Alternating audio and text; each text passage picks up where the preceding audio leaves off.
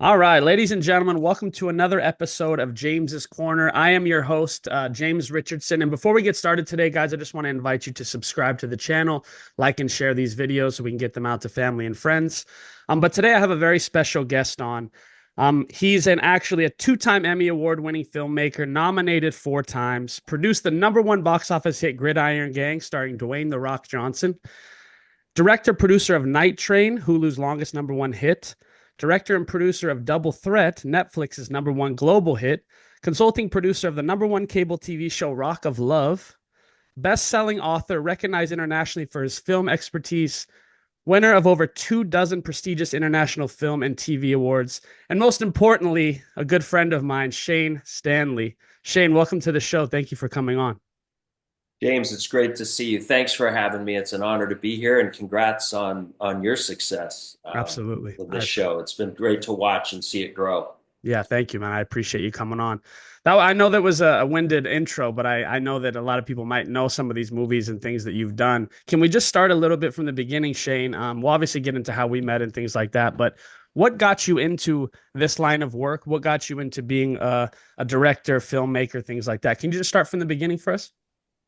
Sure. I mean, I'll give you the Reader's Digest version. I don't want to keep you guys for 5 or 6 hours, but long story very short is when I was 9 months old, my father had taken me to a barbecue at somebody's house, and there was a guy staring at me, and my father was very protective. There's a lot of parents on didn't like this guy looking at me the way he was, and my dad walked up to him and just kind of said, "Hey, you've been staring at my kid for like 30 minutes, dude. What's your deal?" And he said, "Oh, I'm a casting director. I'm really sorry. I've been admiring how well behaved your kid is.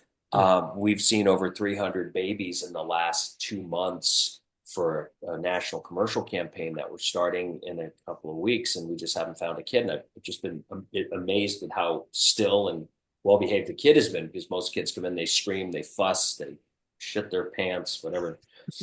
And he said, "Here's my card." And it ended up being for Century 21. I was the Century 21 baby, their first Wow. couple of years. Did a bunch of campaigns, got in front of the camera. My dad was a working actor back then. And he fell out of love with acting and wanted to become a filmmaker. So as I was growing up, my interest fell more into motorcycles, playing drums. And but my dad always had the filmmaking tools in the house, moviolas, which are the old school edit machines, which are these big metal things with reels and roll film and sync sound to them, with flatbeds and cameras. And I just took a lot of interest in the mechanics of that, and I was fascinated with the fact that he would pack up all this gear and go leave for a couple of days or a week or an hour and come back, and film would go to this place called the lab and come back and he'd watch it, and he'd make movies, and these films started doing okay.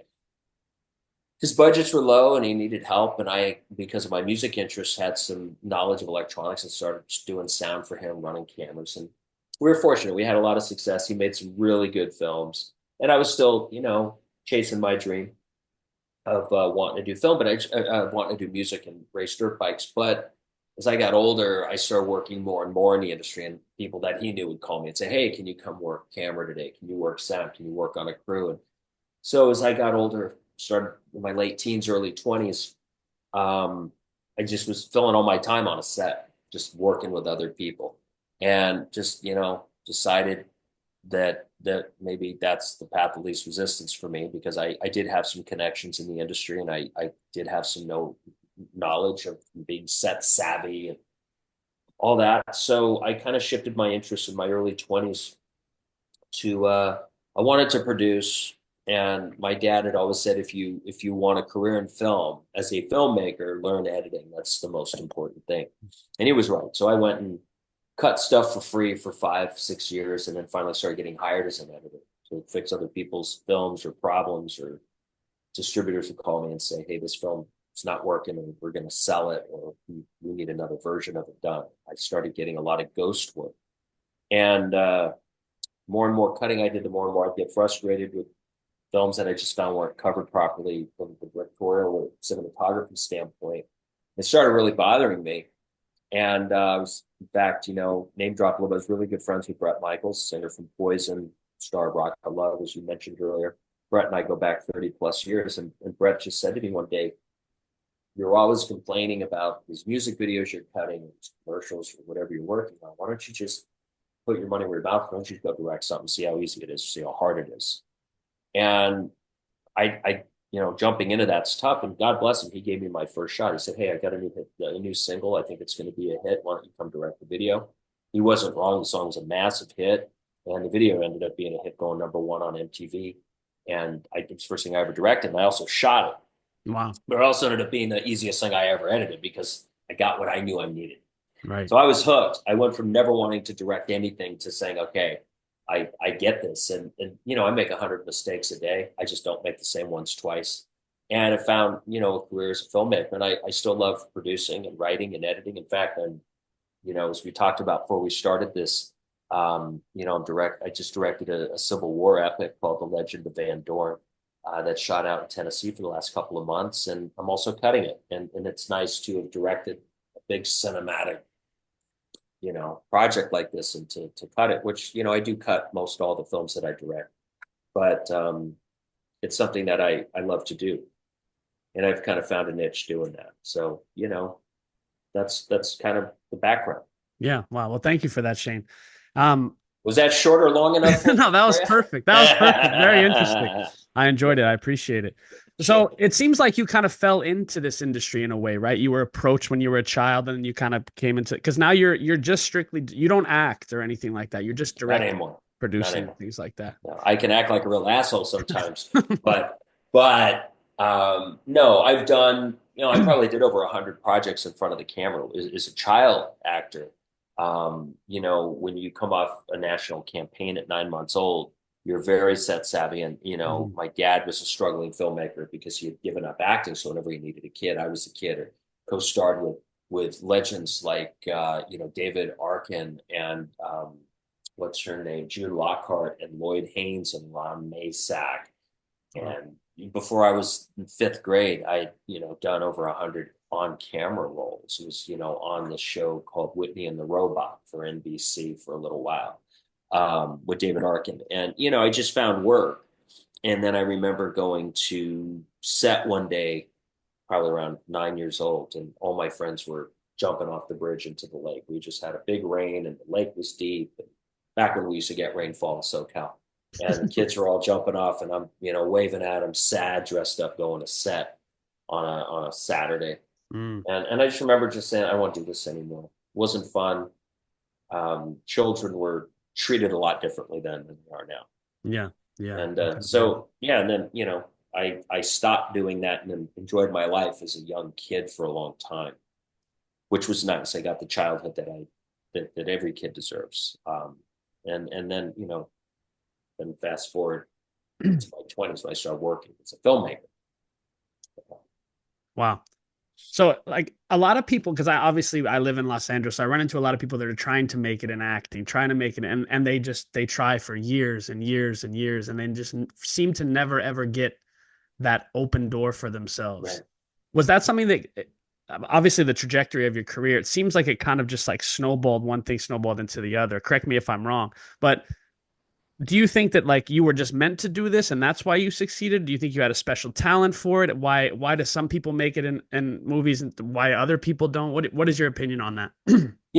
That's a great question. And I think a lot of that, James, gets looked at in our industry or the arts. Why is this musician a rock star and this one's still got his case open on the boulevard strumming for a few bucks? And that guy on the boulevard 9 times out of 9.5 is more talented than the rock star. A lot of times it's, for me, I ran out of options. I had a dream to play drums and had a dream to race motorcycles, and I put all my attention into that.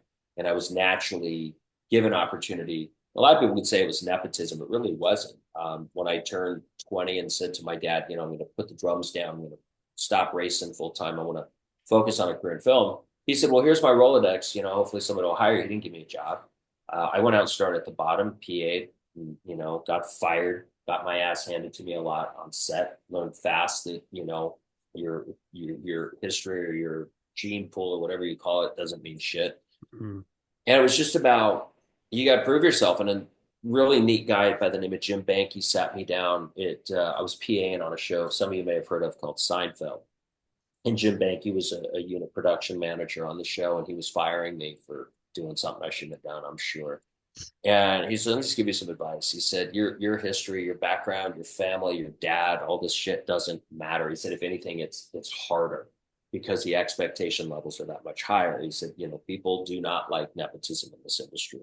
People have to scrap and fight and claw for everything they have. So don't forget that. And he said, that's just my advice to you moving forward. And he was right.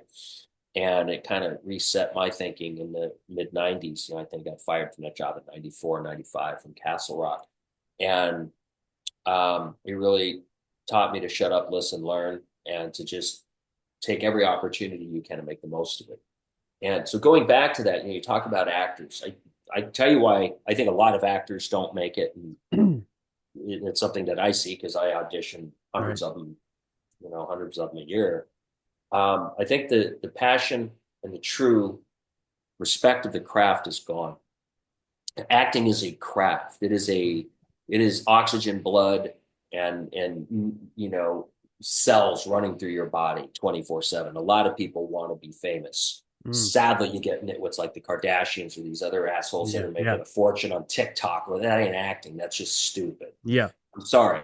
No, I get all the ones with 30 million followers auditioning, and we don't hire any of them because they all fucking suck. So they don't know shit. They're cute for 5 seconds.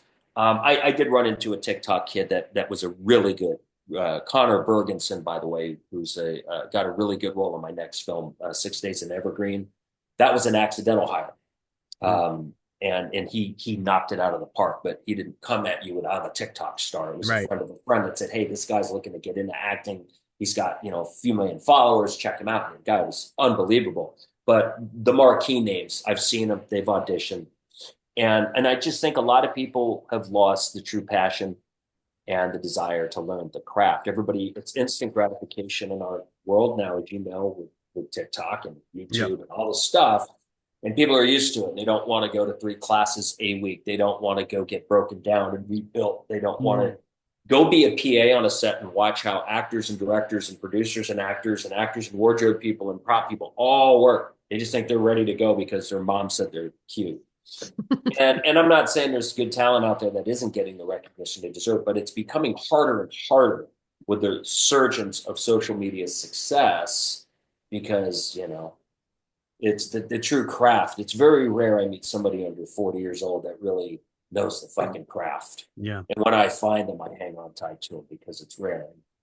So my answer to that is what I always try to tell actors, directors, writers, whoever, what worked for me was if you are hell-bent on being in this industry, which I understand, then the old saying, don't put all your eggs in one basket. Have a plan B. Your plan B needs to be this industry, but you need to think of different ways. It's like writers, it's so hard to get read. It's so hard to be seen as a writer. Everybody thinks they got the next great Quentin Tarantino script and they're going to get out of mom's basement. Someone's going to read it and say, oh my God, let's make the next $200 million movie. So I tell these people, get out of the house, go be a PA, go learn another craft in our industry. Because can you imagine being this great writer that nobody knows exists and you just never get read, and then you're selling insurance or you're, delivering eggs for a living. There's nothing wrong with that, but that's not the dream. You're unfulfilled. Right. I say, find another job in the industry so you can be a part of it. And more importantly, you're going to meet people where you're on a set and you're a hardworking PA. And one day a producer says, hey, you've been on the set for 2 months and you've been busting ass. What's your story? They're going to want to read your script. They're going to want to see you succeed. And if you do well, they're going to want to have you be a part of the projects that you do. As I talk about in my book, and as I talk about when I give webinars or lectures, be the person that they're glad to see every day. Be the first one there, the last to go. Be the one that these decision makers, when they go back, they say, I can't make a movie without James. I can't make a movie without Timmy or Billy or whatever your name is. And that's what I did. I put all my nepotism aside and I just kept my head down and I showed up first. I swept floors before I was asked. I cleaned up trash before I was asked. And I was there and I improvised and what is it where you look ahead and you realize the needs, you anticipate the needs of others before they have to ask. And you do those kind of things on a film set, you really rise up. Yeah. So that's Especially now, right, Shane? Especially now, because people don't really, like you're saying, they've lost the passion. And obviously, maybe it's connected to social. What do you think? It's connected to social media, 100%. TikTok. Everybody's like a star now. They get on their phone and videotape themselves. What do you think? Like, why has the passion left the industry, you think? I think passion has left mankind. Yeah, I that's true. think I'm sorry to Yeah. say it, brother. No, that's true. I That's think true. passion, commitment to excellence. I think Yes. good enough has become the norm. I think Yeah. people Yeah. phone a lot of shit in. Hmm. I talk to more people and say, "Oh, my kid's an influencer," and I always get a kick out of seeing how influencing they are. And if they're getting seven to 12 likes on an Instagram post, I'm knocked to the cheap seats. It's like our levels of, like, when I was growing up, we didn't have Nissans on our wall Hmm. with hood rats. We had chicks in bikinis with Lamborghinis and Ferraris. That was the benchmark of Yeah. excellence. And I'm Uh-huh. sorry, but that's how it was. Yeah. And now it's, when I went to school, we had kids that became professional athletes in football, like whether it was Todd Stussy or Clay Matthews, who both went to my school and grew up with them. Those guys, they weren't goofing off. Those guys are committed gym rats. They're doing 2, 3 a days, you name it. They just don't have that anymore. Mm. And I just think we've gotten soft Yeah. in a lot of ways as a society. And you're a gym rat. You work out. You take better care of yourself than I do. When I was racing bikes, I took real good care of myself. But I'm 53 now, and I've done that. Yeah. I don't care anymore. So I put my time and energy into other shit. Yeah. Yeah. But my point is, to answer your questions, I just think it's become okay to be mediocre. We don't keep score anymore. People aren't left to be held accountable for their failures. I can't tell you how many times I try to fire somebody, and I get beat up by HR. I get beat up by Wow. everybody in the Yeah. OSHA. You can't fire him. Why? He's being paid this much a day. He shows up late. He doesn't dress well. He's a slob. He's not doing a good job. He's rude to the boss. This guy's got, everybody's so careful about Yeah. firing Yeah. people. It's like I tried to fire some jackass the other day, and 10 hours of lecture about, well, you got to go through the proper protocols. Like, the guy's not doing a good job. Why are we Yeah. keeping him? And I just think we've gotten top. I think it started with not keeping score in kids soccer. I Yeah. played Exactly. AYSO. I played Yeah. AYSO for 9 years, man. We didn't play well. We rode the bench. We did well. We Yeah. got rewarded, and we played. And we did one year where our team lost every game.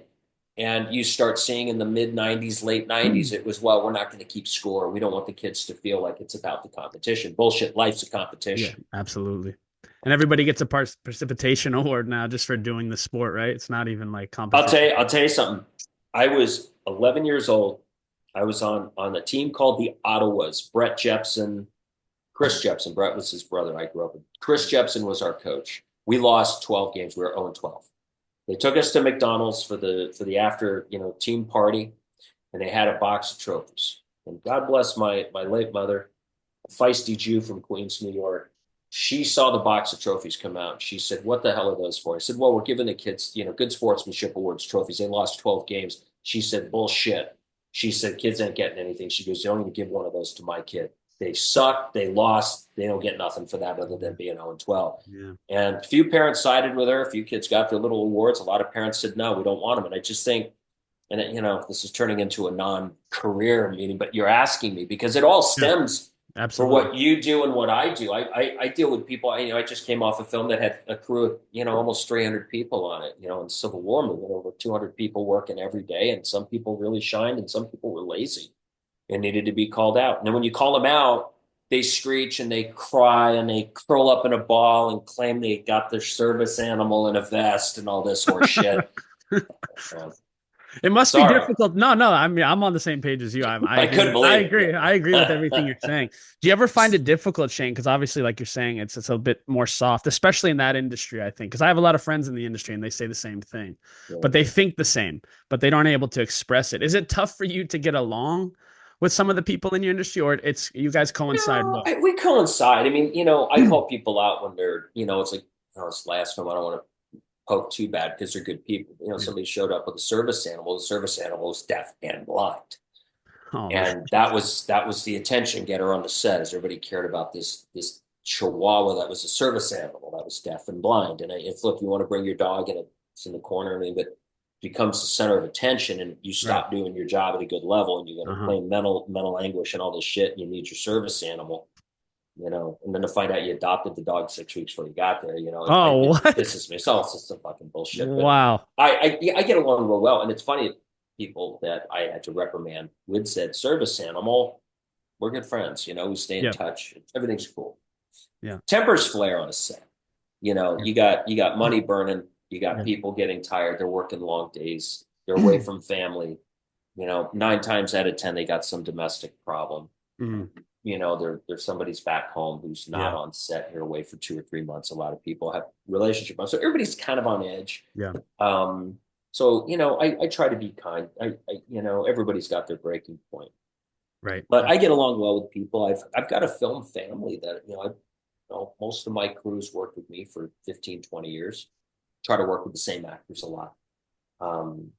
So yeah, it just becomes a family atmosphere. It's not bad at all, but we're talking about mindset of people. And Exactly. I just don't understand the mindset of the common person anymore. Yeah. I'm I think, right there with you. You can say that again. yeah, Shane, is there? common sense is seemed to have flown the coop. Yeah, it's gone now. It's been gone for quite a while, I feel like. Yeah, it has. Yeah, it's not so common anymore. No.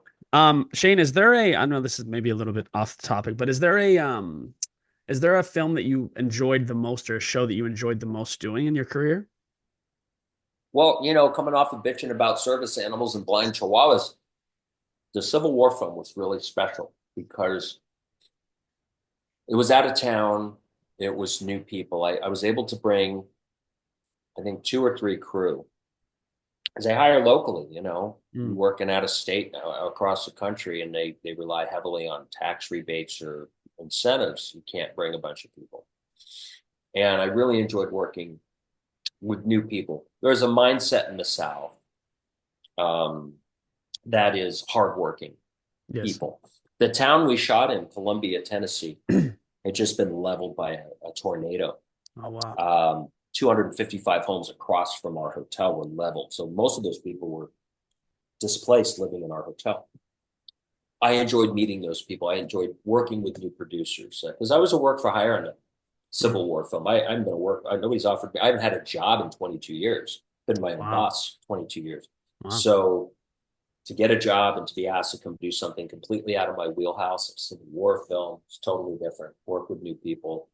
I have to say that's one of the top things that that I that I've done. And working on the film we did together, Night Train, was a hoot. That Yeah, was I a want to. lot of fun. We'll Yeah. we'll talk about that. That was Yes. great. And 6 days and every film you take away something. I haven't had a bad experience on a film, and I've done, from above the line standpoint as a producer, director, or writer, done, 50, 53 films or TV shows, not including the series. And I don't think I've walked away regretting any of Awesome. it. Awesome. Yeah, let's talk a little bit about I mean, people probably wondering how me and you know each other, but let's talk a little bit about that connection.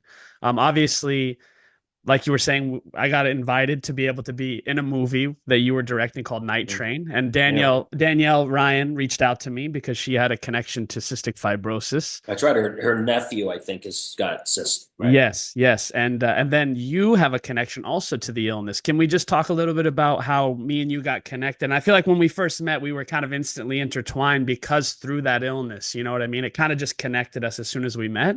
But Yeah. can we talk a little bit about, your experience with CF? I know you have a couple friends. Can you just talk a little bit about that?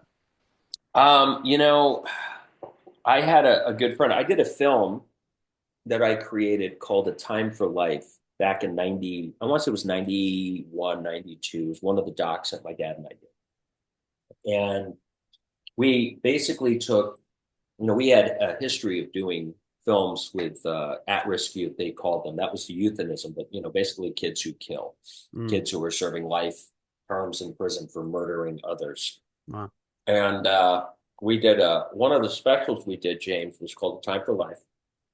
And my idea was, why don't we take 3 kids out to sea that are serving life terms or are locked up for murder, and pair them with 3 kids who are losing their life to try to instill a love of life, a passion for life to those who have never had it. Wow, that's an You incredible got idea. kids that grew up in a gang, they don't know who their parents are. They grow up in the hood. their rite of passage is taking an AK-47 and spraying a crowd before they're Yeah. 10, 11 years old. Wow. So the thought was, why don't we get these kids who are fighting for their life and try to place them? So we did this really cool pairing. It's called The Time for Life. And one of the kids on the show, who was everybody's favorite, was Jeffrey Baird. And Jeffrey was so cool. He was a big Red Hot Chili Pepper fan. And I was fortunate enough to have a little connection with the band. In fact, when right before he died, the band actually went out of the way and did some really special stuff. I'll always be in debt to Anthony and Chad and to Flea for what they did for him in his last days. And I just fell in love with the kid. He had the best heart. He reminded me a lot of you, but he was filled with piss and vinegar. You're just filled with piss. And Jeffrey was he didn't take shit from anybody. He had the world attitude, never wore his illness on his sleeve, never asked for pity. I mean, this kid went through it, man. He was constantly getting his shunts flushed and, had the thing on his chest, ports, and his parents were divorced. And he just never had a sister. And I always, it was one of those things where you look and you go, well, when the going gets tough, what would Jeff do? Mm. He was just this great kid, and he died. He lost his battle when he was 17 or 18. Oh, man. And it was really a shame. And then I spent a lot of time in Florida coming up. My favorite uncle lived there. He just passed a couple years ago, and I'd spent a lot of time in Florida. And one of his neighbor friends had a daughter with CF, and she was really cool. She used to hang out with me and my cousins. We'd play and ride horses and dirt bikes and jet ski. So they lived out in Lake Mary, and so I got to know this girl really well. She was just part of the crew when I go out there every year. And she was they called her borderline cystic fibrosis. And if you know, I've heard that term. She was always on machines. She was always taking meds and inhalers, and we'd get her overexerted and she'd have to go take a break. And we always hung out with her. And she passed about 15 years ago. She succumbed to it, and it was all lung, and it just made me sad. And so when I get to know Danielle, see Ryan, our mutual friend, I was doing my second film with her. We had done Double Threat, and then we were getting ready to do Night Train. She called me and she said, "Hey, I've got this great friend, James. You got to meet him." And, she introduced me to you. And I was like, oh God, he's going to be fragile. He's going to be, dainty. And I didn't know what I was And James shows up and says, "Oh, you're going to play the bodyguard." Yeah, right? That changed quick. Oh shit, you're for real. Yeah. Well, that was an incredible experience, and I really appreciate you having me on there. That was incredible to watch that, because I've never been on a movie set before. That's right. Either had I. So no, I. Yeah, that was your first time. That was my first day. Yeah, you did a great job for your first time. Thank you. It was there was like a million. I didn't know all the details that goes into doing that. It's overwhelming even. But that's what I'm talking about. Not to cut you off, but you talk about the actor. Like, think about if you had a passion to act and you had no idea about how this all worked or any of that. Yeah. Think about it. And to be able to be a PA or a guest or just work a film one day, see the importance of learning all the elements. Yes. It's really important, because you can get lost in the shuffle. You can get overwhelmed. You could get hurt. People get hurt. But anyway, I didn't mean to interrupt you. No, you're good. Yeah, no, exactly. I appreciate. Yeah, but it was incredible to watch you also, because you're doing about 40 things at one time. So how do you that was one of the things that stood out to me. I was only there for a couple of days, and I was just a security guard to just push somebody. But even just that, we had to shoot that scene like 15, 20 times, right? Right. It was just a little, and I was like, "Wow!" But let's not make it sound like we were incompetent. We had to do it 15 times. No. We shoot with multiple cameras, multiple angles. Right, yeah, right. So of course, and I don't know any. And by the way, I don't know anything about this, so it's all good. I just didn't want anybody to think, "Well, fuck, this guy couldn't shoot him pushing somebody in 15 times." I mean, no. And I was just like, wow, this is incredible. How do you keep all that? Is that just in your mind? Do you just keep that? Like, have you done it so many times it's just like bop, bop, bop, bop, bop? Or is it like, it goes back to my dad, when he said, "You want to be a filmmaker, get in the edit bay." And it's something that I try to drill in our would-be directors, producers, actors, cinematographers, writers. They all seem to want to avoid the edit bay, because that's where the most work is. That's the gym. Yeah. Directors are required to deliver an extensive shot list when they work, and I don't do shot lists. It's all right here, and I've got Wow. such a wonderful relationship with Joel, my DP, Joel Aogan. We've done 12 projects together now. We don't even say two words to each other all day. It's hey, bye.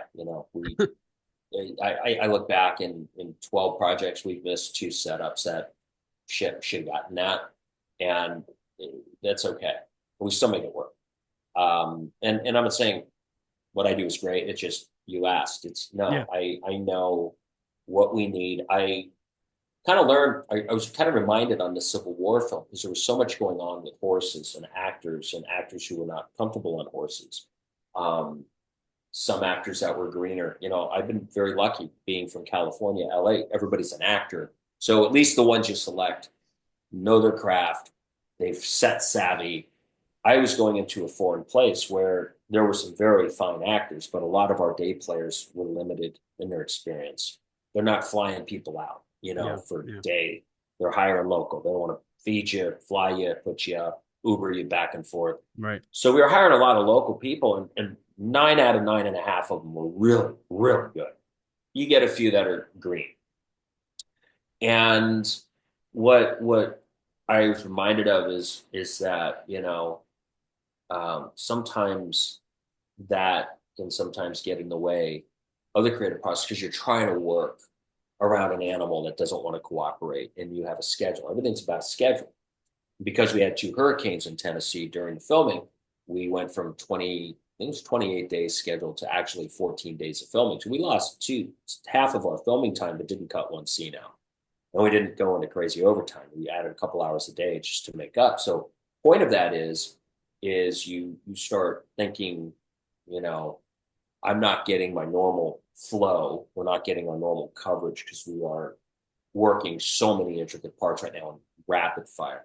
But it's about having the right support team. As I said, Joel, my AD, Emil Wilson, he's a godsend on things like that because he kind of controls the schedule. Working with Alan McKenna, Brad Wilson, these guys that really built the schedule and everything we did. So for me as a creative, I usually don't have those issues. I've never had weather be a problem. We shoot in California, a few Right. windy days or rainy days, but not hurricanes.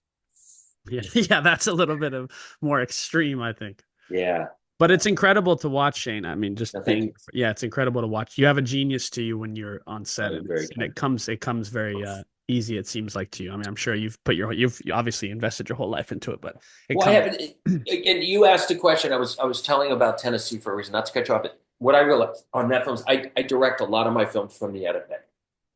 There are times as a filmmaker, things are out of your control. Weather, animals, small children, dealing with sunlight when you're there. All of a sudden it goes, well, we don't have 11 hours of daylight anymore. The clock's changed. We've got 7 hours of daylight, 8 hours. It's like, oh shit, so our Yeah. schedule's.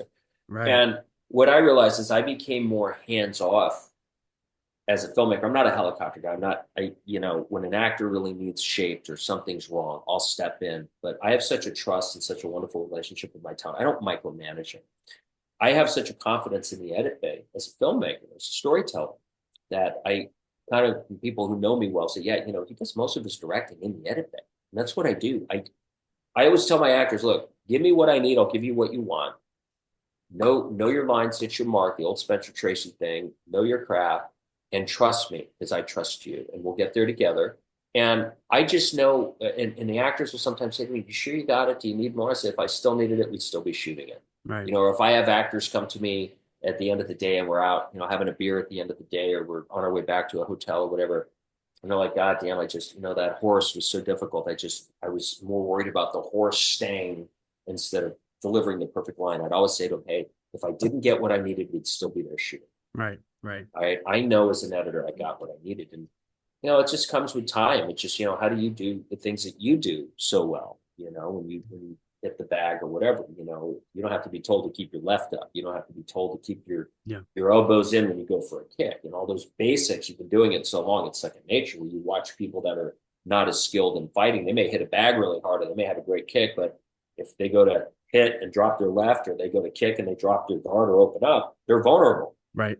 And Right. that you hit somebody in a solar flex once, when they drop their guard, they don't do that again, right?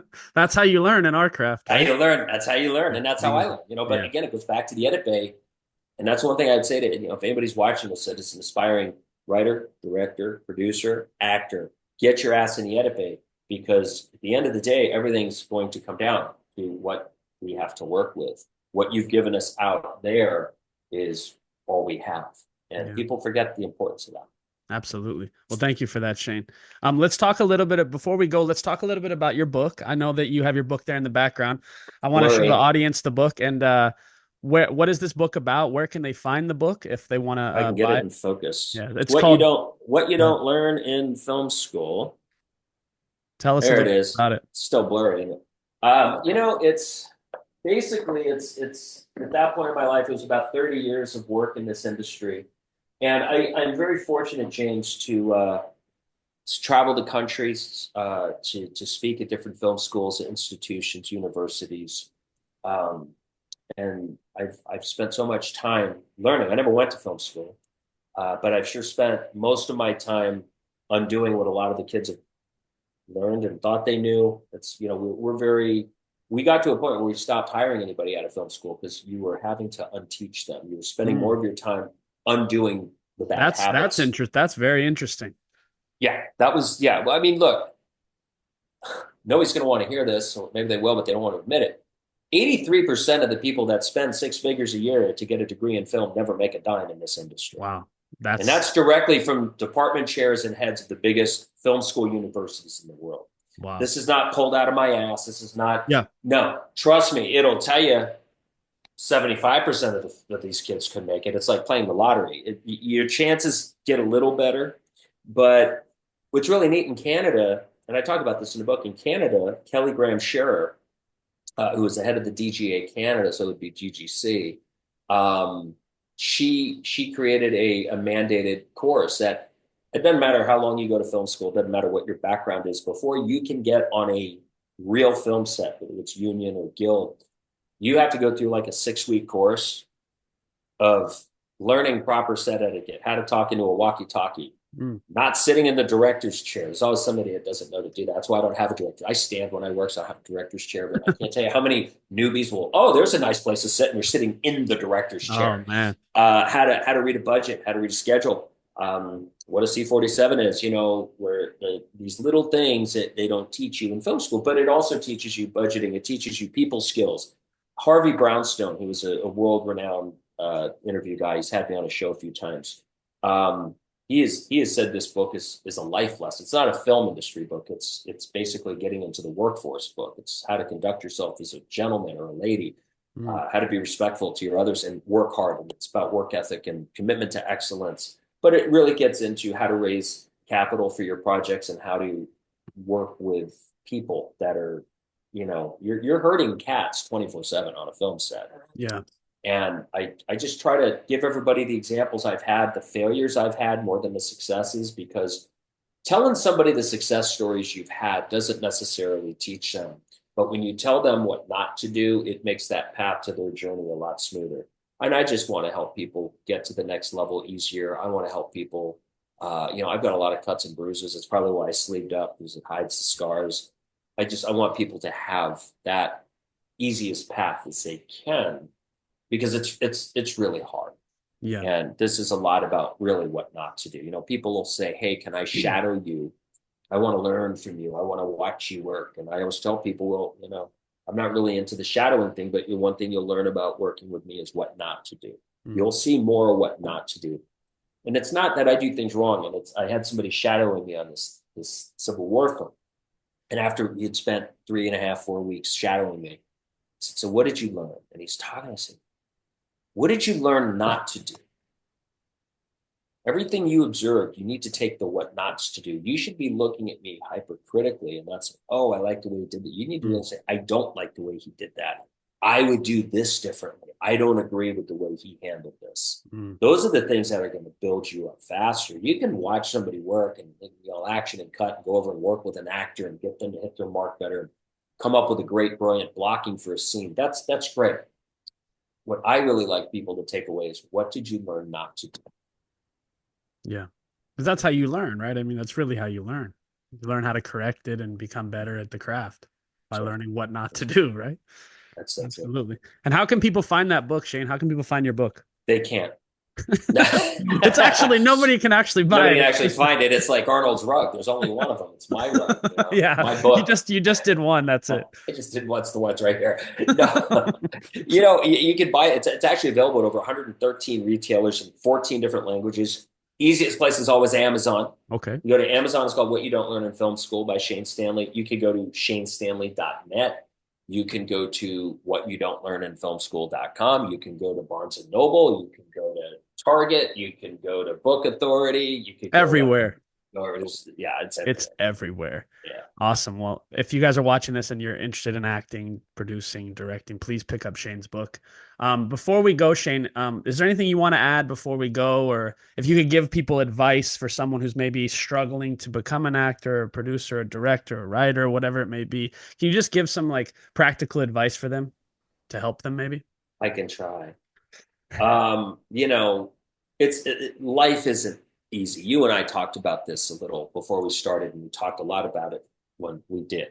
Mm-hmm. Is our as older guys, our disdain for everybody's path of least resistance. If your career path or your mindset is path of least resistance, I want the easy way out. I'm just gonna become an actor. I can't tell how many people I talk to. I just want to become an actor. I'm good looking. My mom thinks I'm cute. I got 1,500 followers on social media. It's not the job for you. And you also have to be very thick skinned and expect and understand rejection. If you're not thick skinned and can't take rejection, this is not the business for you. Life's not for you. It's filled with rejection. Absolutely. Go be a sanitation worker. Yes. Go pick up trash and empty it. And I'm sorry, but life is hard. Mm-hmm. I think people are being reminded of that, and they will be reminded of that moving forward. I just think if you have the passion in you, be the best at it. Whether it's you want to be an editor, a director, a writer, an actor, be the fucking best you can be. I talked to an actor a week and a half ago who somebody wanted me to meet. Got to meet this actor, this young up and coming actor. Let me see your reel. I don't have a reel yet. Well, okay. How many classes do you go to a week? Well, I go to this one at night. It's like, why aren't you in class 3 days a week? Why don't you have a reel? Well, I haven't cast anything yet. Well, you can invest in yourself and hire a cinematographer and get a scene or two from a good script and get some other like-minded actors. And just like, people don't think outside the box enough to take their career by their own reins. I said, how long have you been in LA beating the bag? Well, it's my 5th year here, but COVID really screwed me. I made 4 movies during COVID. I don't know what you're talking about. I don't want to hear COVID anymore. Right. Yeah. So, what's my advice is dig, watch Rocky and realize it ain't easy. It's not. That's such a great example of excellence, a commitment to excellence. Chariots of Fire, films where people go from obscure to great. And it's that 2-hour journey in a film, just watching what it takes to become something great. Yeah. And it's very far and few between. The more and more people want in this industry, the less of them are willing to work at it. And I know I sound like the crotchety old man. I am. I've earned it. Yeah, and you're right. And I'm watching the craft die. I'm watching the excellence. Yeah. We call on the old classic actors now. These are the old guys and girls who know their shit. Yeah, right. Yeah, it's true. Well, thank you for that, Shane. Is there anything you want to add before we go? No, thanks for having me. I hope, wish you continued success. It's great to see you're doing good. It's always good to connect with you, my friend, and I'm proud of you. Keep doing it. Thank you, man. I appreciate you coming on. And thank you guys for listening. If you guys can share this episode, please go get Shane's book if you're interested in the book.